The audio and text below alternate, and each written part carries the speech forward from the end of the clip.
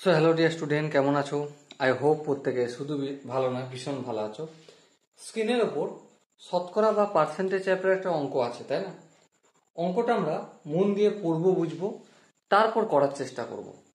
কি বলা আছে দেখো, বার্ষিক পরীক্ষায় একটি শ্রেণীর 46% ছাত্রছাত্রী অঙ্ক ফেল করে, 29% ছাত্রছাত্রী ইংরেজিতে ফেল করে, আর 25% ছাত্রছাত্রী উভয় বিষয়ই ফেল করে। তাহলে ওই শ্রেণীর মোট কতজন ছাত্রছাত্রী উভয় বিষয় পাস করে সেটা বলতে হবে। দেখো, এই কোশ্চেনটা হালাকি দেয়া রয়েছে আমাদেরকে পার্সেন্টেজে, কিন্তু আমরা অঙ্কটা সলভ করব ক্লাস 11-এর একটা চ্যাপ্টার আছে সেট থিওরি। ওই সেট থিওরির একটা পার্ট হচ্ছে ভেন ডায়াগ্রাম। সেই ডায়াগ্রামের মাধ্যমে আমরা সলভ করার চেষ্টা করব, তাতে খুব সহজে আর ভালো করে সলভ হয়। ওকে, চলো সলভ করতে শুরু করি। ভেন ডায়াগ্রাম অঙ্কন কিভাবে করতে হয়, এভাবে করব। পুরো বক্সটা হচ্ছে ইউনিভার্সাল সেট, মানে এখানে সবাই আছে, 100% রয়েছে, ঠিক আছে? হ্যাঁ, ঠিক আছে। এই 100%-এর মধ্যে দেখো অঙ্কে ফেল করেছে কতজন? 46%। তাহলে এই পুরো বক্সটার মধ্যে 100 জন আছে, 100 জন ছেলে মেয়ে আছে, পাসও আছে, ফেলও আছে।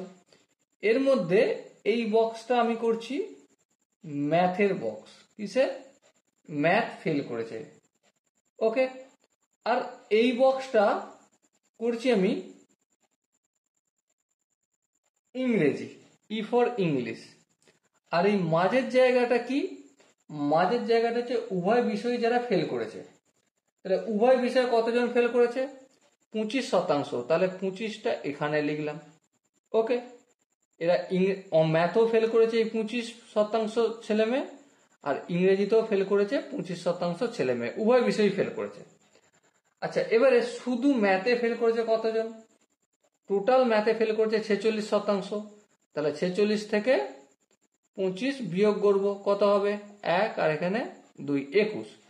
তাহলে 21% ছেলে মেয়ে ছাত্রছাত্রী শুধুমাত্র ম্যাথে ফেল করেছে, আর 25% ছেলে মেয়ে ছাত্রছাত্রী যারা ইংলিশ ও ম্যাথ উভয়ই ফেল করেছে।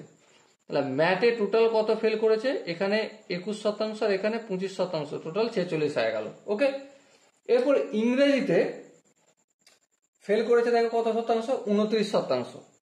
আচ্ছা, ইংরেজিতে 29% ফেল করেছে, তার মানে 25% তো অলরেডি এখানে ইংরেজিতে ফেল করেছে, তাহলে বাকি কত থাকবে? অবভিয়াসলি 4%।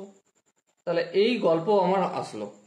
তাহলে এটা ম্যাথে ফেল করা, এটা শুধু ম্যাথে ফেল করেছে 21%, শুধু ইংরেজিতে ফেল করেছে 4%, আর উভয় বিষয়ে ফেল করেছে 25%। জিজ্ঞাসা কি করেছে? জিজ্ঞাসা করছে যে আমাদের উভয়, তাহলে ছাত্রছাত্রী উভয় বিষয়ে পাস করে কত শতাংশ, মোট কতজন ছাত্রছাত্রী উভয় বিষয় পাস করে। দেখো, একটা জিনিস লক্ষ্য করো, এই 21, 25 আর 4 এইগুলো যদি বাদ দিই, বাকি সমস্ত ছাত্রছাত্রীগুলি পাস করবে। হ্যাঁ, তাহলে 21 জন, 100 জনের মধ্যে 21 জন, 25 জন, 4 জন বাদ দিয়ে দিই।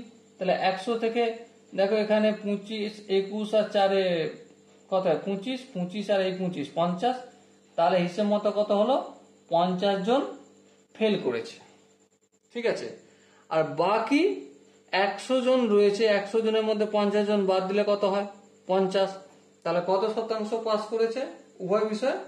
50%। সো ডিয়ার স্টুডেন্ট, এখানে যে অপশন রয়েছে তার মধ্যে কোন অপশনটা ঠিক হবে?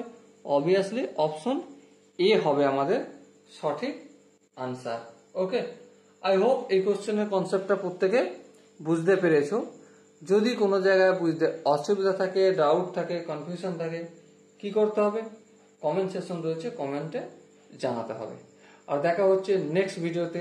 ততক্ষণ পর্যন্ত ভালো থেকো, সুস্থ থেকো এবং জয় হিন্দ।